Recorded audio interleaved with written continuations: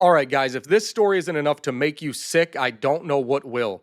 This guy, Jonathan Yaniv, is somebody who in the past had sued female salons, which were for bikini waxing, because they wouldn't give him, as a man, a wax job.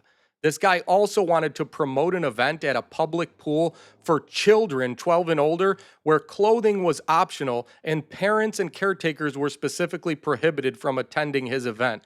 So is it any surprise that this guy is now on the run? All right, let's get into this story. So you see the headline here, obviously.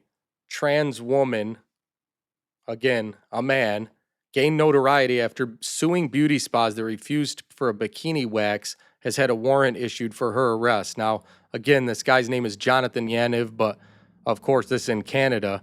Now going by the name Jessica Yaniv or Jessica Simpson in relation to a criminal harassment charge, trying to confirm if the search extends to British Columbia, where he's from. No court records have yet been released. First made headlines in 2018, a number of salons refusing to wax claimed they actively discriminated against him for gender identity and male genitalia. All these cases were dismissed. Thank God there's still hope in Canada. 2019 also hit with accusations that he engaged in sexually inappropriate communications with a minor. I mean, this says it all right here. Clearly, this guy's sick. He's going into women's locker rooms. As I told you, he wanted to promote an event at a pool for kids. I mean, it's clearly a man we're dealing with here. Yet this stuff, even this article referring to him as a woman, obviously, probably in Canada, this could be a crime just for calling him a man. One woman, Jessica Rumpel, previously told Daily Mail that Yaniv had sent her sexually inappropriate messages when she was just 14. Questions about if it'd be okay for him to change in front of another woman, how to go about making that happen, on and on. I mean, it's really sickening. This person said they feel they were taken advantage of by this guy.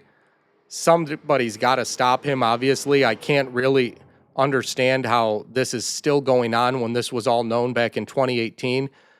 Looks like they say, according to his Instagram page, he's an activist, a social justice warrior, and human rights advocate.